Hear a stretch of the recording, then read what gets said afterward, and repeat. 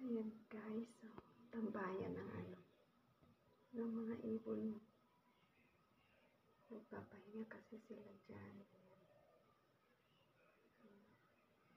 Ayan sa baba, ang dami. Oh. Ayan.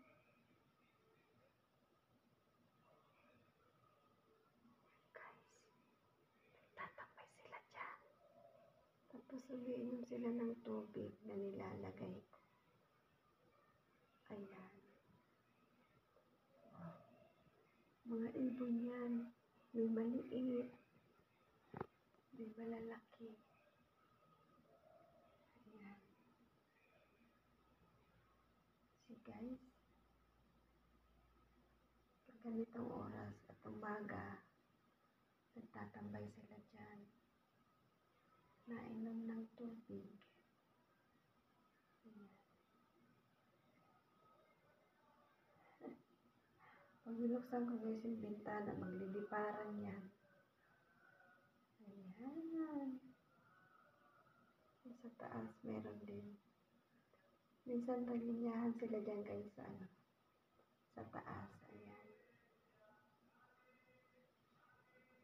Ganitong oras nagtatambay sila dyan.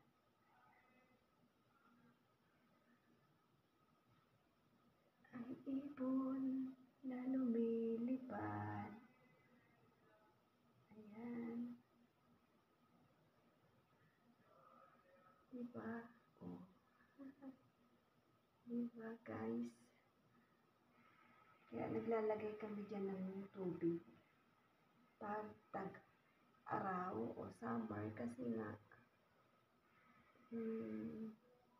na nangailangan din yan ng tubig. Ayan. Dito kasi wala naman mga batis-batis dito guys. So, literal na tuyot. Ayan. Ayan, diba? Nakita nyo guys. Nililipad-lipadan sila. Ayan. Ayan,